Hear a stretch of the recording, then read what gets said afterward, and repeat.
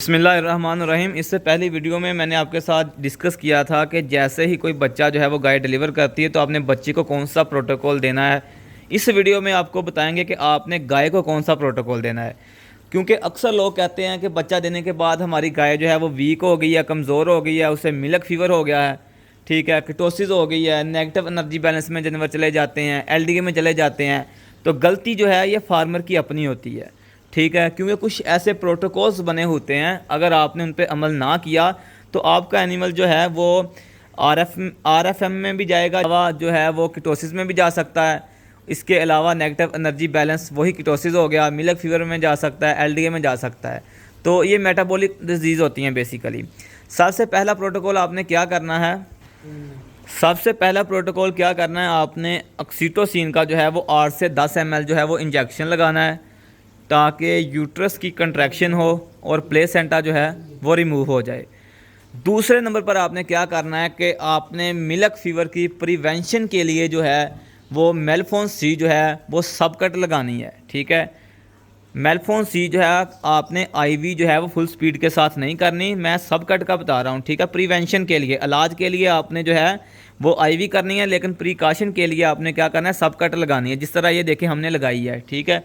ये देखें जी, दूसरा मसला हल हो गया। नंबर पर आपने कैल्शियम का कोई भी अच्छा रिसोर्स, जिस तरह आप कह लें प्रो कैल्सीविट है, ठीक है, एनर्जी का कोई सोर्स, रिवाइवा वगैरह, एनर्जी ड्रिंक, वो आपने जो है वो इसे ओरली लाजमी पिलाना है, ठीक है। चौथे नंबर पर आपने जो है वो इंजेक्शन विटामिन A3, ठीक है, वो लाजमी लगाना है।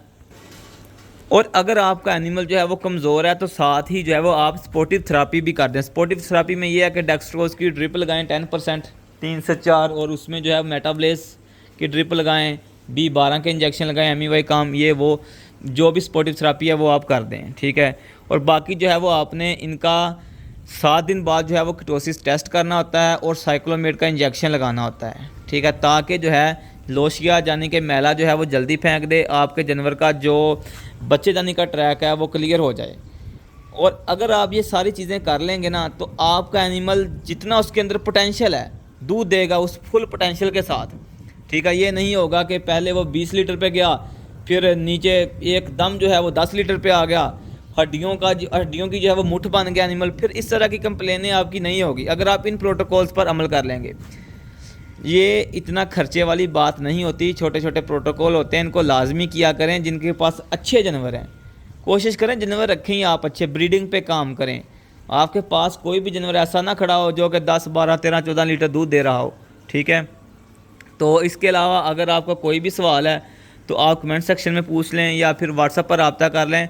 एक और बात मैं बतानी भूल गया कि आपने इसे जो है वो 7वें दिन जो है वो यूट्राइन वाश आउट भी देना है, ठीक है, यानी कि इसके बच्चेदानी के अंदर दवाई भी रखनी है।